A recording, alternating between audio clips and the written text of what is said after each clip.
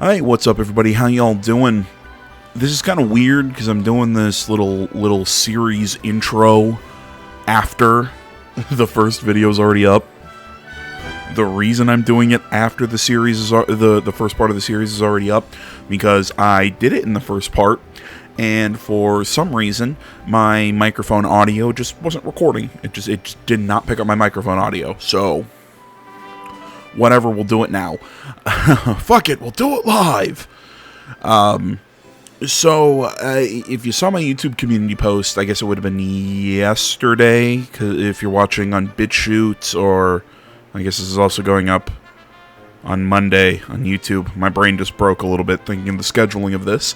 I made mention of how I was going to do. I was going to start maybe not a secret project, but just something I was wanting to test out. And I think I'm going to go through with at least playing this first game. And you know what? If I play through the first game, I'm probably going to play through the second and the third. But I'm going to be doing no commentary runs through at least the Atelier, the Secret Saga, the Ryza Saga, which however you want to phrase it, for Atelier Ryza. I absolutely love the Atelier franchise, and yes, I call it the Atelier franchise because I refuse to call it what the dub calls it, Atelier. There is a fucking E after the fucking T. Atelier is how it should be pronounced, in my opinion, and it drives me nuts in the English dubs. Sadly, this game does not have an English dub. Whatever. So kind of on to the purpose of this video, which is kind of introducing the franchise, if you don't know this franchise, because I find people, like I've talked to people who love JRPGs, but don't really know about the Atelier series. But people who know it really like them. Because it's something a little different. It kind of gives you that if anybody remembers, is it Racketeer? I believe that item shop game. It kind of has similar vibes to that, and I'll kind of talk about what the series is about in a second. So that's kind of why I wanted to do this, is just kind of share this game. A YouTuber who's done a lot of the games, if not all of them, and done commentary. Go check out the Twit Gamer. I love his channel for JRPGs and whatnot. But that's you know, I know. I'm before I'm even starting my series, I'm shilling for somebody else's. But on to what Atelier is, and if you know what Atelier is, you've already decided, hey, I'm good with this. You know, AJ, I like your style. You know, the fact you're doing no long form, no commentary videos, awesome. I'll hop on. Awesome. Go to the next video. Watch the first part. The first part's closer to an hour from here on out. I'm going to try and push that hour and a half, 2 hour mark. Like I said, there's going to be no commentary. And we're going to be doing about once a week on Sundays. This is just kind of a nice, chill, relaxed game. It's kind of why I'm doing this. They're just nice little bubbly RPGs that, for me, are just relaxing and everything. And I don't want to have to focus on being on and on camera and recording and, you know, all that. I just like to, you know, hey, I got some free time this afternoon, I'm just going to hit record and play Atelier. And that's just how I am with this game series and how I want to do this series.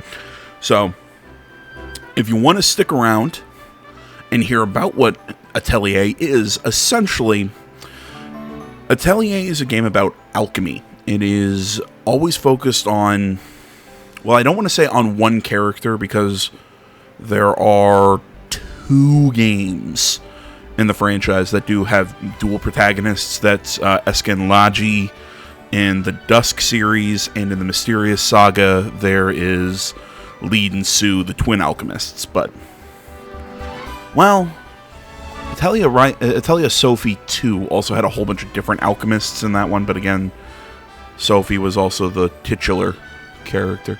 Sorry, I'm getting way off into the weeds here. So, Atelier, and Atelier, or Atelier as the English dub says, is where the alchemists do their alchemy. So essentially they go out, they find materials in the world, throw them into a pot, you know, kind of mix it around with a spoon, and a synthesized item comes out.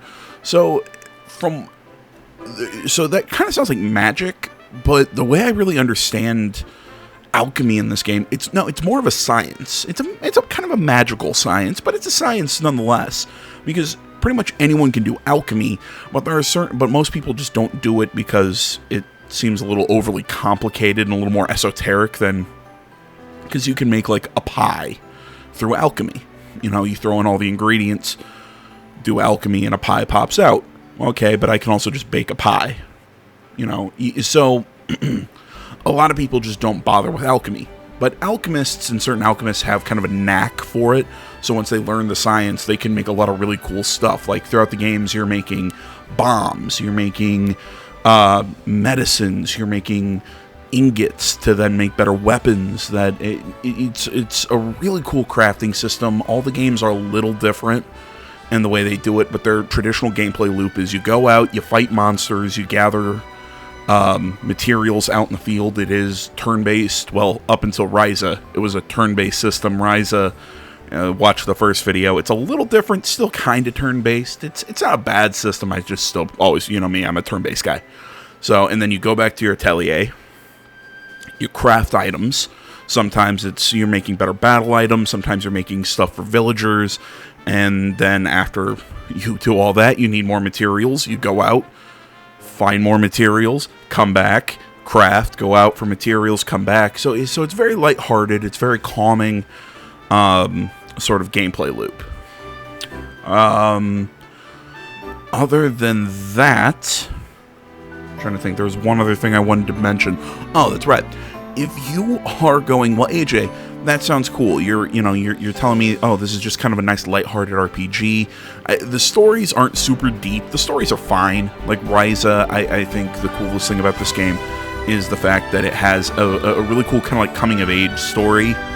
But it's not the typical, oh, well, our characters have to grow up. But they still kind of have to mature in their own way, and they have to find their dreams and refine their dreams.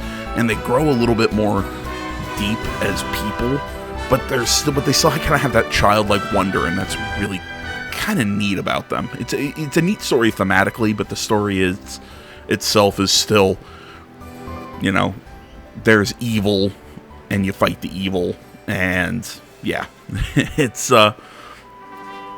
just kind of, the stories are never super deep, but if you're like, well, this just sounds like a nice relaxing time, well, but I've never played an Atelier game, and you're starting with Ryza, well, how come that is? If you notice, I mentioned, I think I called the Dusk, I said the Dusk series, but Atelier is broken up into sagas, essentially. So you have the Dusk Saga, you have I'm trying to think here, the Dusk Saga, the Arlen Saga, the Mysterious Saga, my favorite, and then you have the Secret or the Ryza Saga. Each saga is self-contained. It's kind of like Final Fantasy. They all take place at different times and different places. I believe they're all within the same world, but there's not a lot of crossover. There's not really crossover between the different sagas. I think Logi makes an appearance in the Mysterious Saga, but beyond that, there's not a whole hell of a lot of crossover.